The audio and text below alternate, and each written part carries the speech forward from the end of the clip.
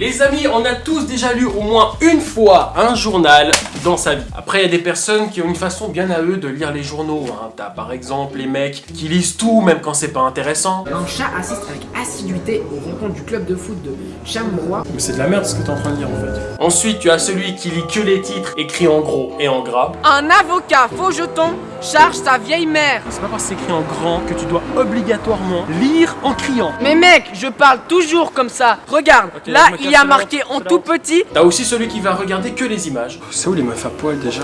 Page 23. Ou t'as même celui qui va rien lire à part son signe astrologique. Amour, vous ne trouverez jamais l'amour car vous êtes moche. Hé, j'ai eu pareil que toi. Trop bien, on est unis.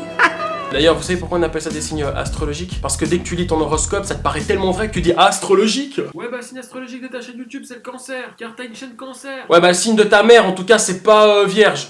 Comment tu sais? Oh disons que je la connais bien. Ah oui et j'oubliais, t'as aussi ceux qui tournent les pages de cette façon. Et t'as ceux qui font ça avant de tourner les pages. Je trouve ça dégueulasse. Autant faire ça quand tu tournes les pages. T'as gagné. Ça revient au même, ou presque. Il y a un nouveau concept sur cette chaîne YouTube, c'est que je vais vous lire des articles qu'on peut trouver dans les journaux. Parce qu'en faisant ça, je me suis dit, je vais peut-être trouver des sujets de vidéos, des nouveaux concepts. Et j'ai trouvé! Car en lisant le 20 minutes, je me suis gentiment rendu compte qu'il y a beaucoup d'informations inutiles. Autant tu peux avoir de très bons articles à lire, autant tu peux avoir de la merde entre deux pages. Et voici quelques exemples. Déjà, pour commencer, en première page, dans le paragraphe People, nous avons Camille, la fille de Stéphanie de Monaco, ne sera jamais une vraie princesse. Ben, allons voir ça en page 16. Ah, voilà qui est intéressant. Alors, sur cette même page, nous avons cette pauvre, fausse petite princesse qui baigne dans sa petite misère. Et en dessus, un cul et des nichons. Avec à côté quelques mini-articles appelés 20 secondes, comportant des titres tels que Elle vend ses implants. Ça ne s'arrange pas pour Cathy Price. La bimbo a une nouvelle fois été pincée à rouler son permis. Criblée de dettes, elle s'est résolue à vendre ses implants mammaires et ses sous-vêtements pour se refaire. Qui s'en bat les couilles?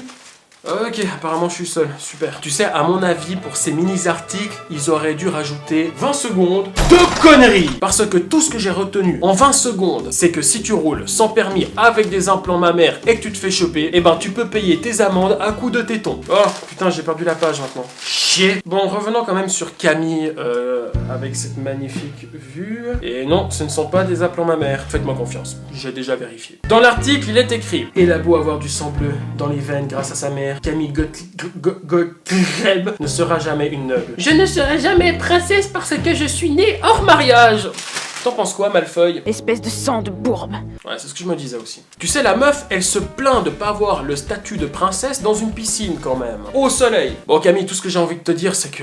Une petite princesse ne devrait pas devenir la reine des putes. Voilà, merci Necfeu. Article suivant. Amendé avant l'heure. Un automobiliste s'est pris une prune, alors que son véhicule était correctement stationné et qu'il avait durement payé son ticket de parking. Mais un assistant de sécurité publique l'a amendé d'un montant de 40 francs. Il s'agit manifestement d'une erreur humaine. L'amende sera donc logiquement annulée. Ok, bon bah, article suivant. On s'en bat les couilles, on s'en bat les couilles, on s'en bat les couilles.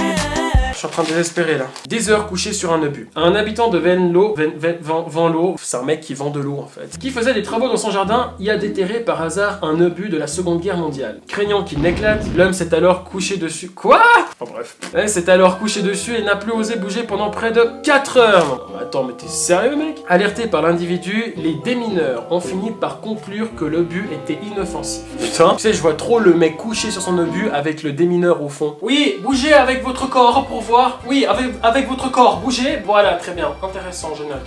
C'est pas un peu dangereux? Je sais que je suis que stagiaire, mais j'ai l'impression qu'il y a des risques là. Dangereux? T'en fais pas, petit Kinder. C'est moi qui ai conçu ces obus. Il est parfaitement en mauvais état. Je vous l'avais dit. Effectivement. Bah, c'est déjà le 4e cette semaine.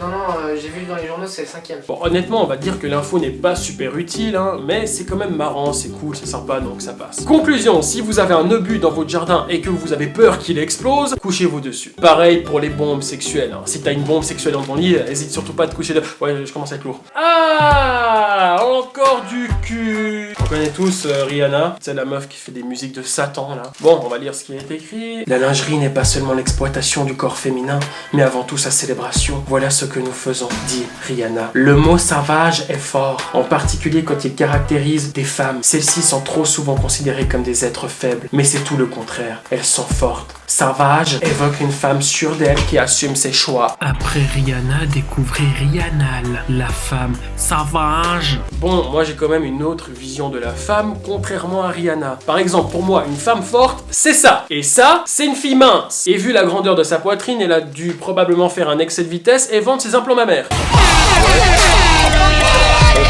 Ouais, je sais, je suis un connard. Ouais. En vrai, pour moi, une femme forte ne se distingue pas à son apparence, mais à sa façon d'être, de penser, son élégance. Tu sais, souvent on va faire croire aux jeunes filles que pour être une femme, il faut être sexy. À la limite même de la provoque, comme ces connes de la télé-réalité. Mais non, soyez vous, n'essayez pas de ressembler à quelqu'un d'autre parce qu'au final, ça va pas vous correspondre. C'est tout. Dernier article. Télé-réalité. Ah, bah voilà, moi qui parlais de ça juste avant. Super. Donc on va lire cette connerie. Des participants charismatiques des émissions Les Marseillais se sont retrouvés pendant quelques jours en Tunisie. Toujours selon les images publiées, la bande s'est rendue dans une clinique de chirurgie esthétique prisée des touristes européens. L'information diffusée par les candidats selon laquelle Paga était sur le point de se faire opérer la banane, selon, entre guillemets, public, l'équipe a participé au tournage d'une nouvelle émission appelée Mon ami a un complexe. Personnellement, vu que le mec s'est fait opérer de la banane, j'aurais plutôt appelé ça Mon ami a un petit sexe. Ça fait mal. Bon allez, pour finir, je vais aller quand même lire mon horoscope. Moi, un truc intéressant. Je comprends pourquoi maintenant il y a certaines personnes qui lisent que l'horoscope. Parce que c'est tellement de la merde.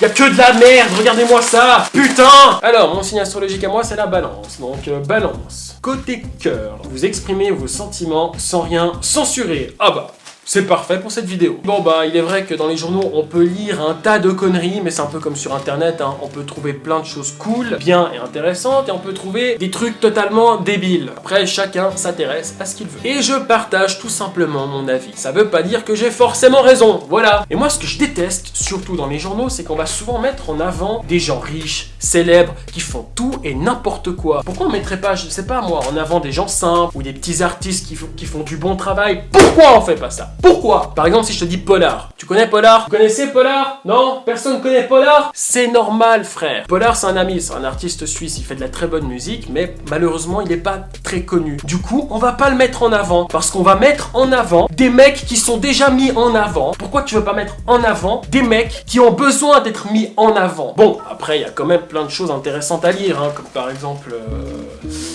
Non, ça c'est de la merde. On va quand même trouver un truc intéressant à lire, hein. Entre tous ces culs et ces nichons. Quand même beaucoup de merde, hein. Faut marcher dans les clous, faut pas boire au volant. Faut dépenser ses petits sous, faut du réseau pour tes enfants. Faut ressembler à des guignols, faut passer à la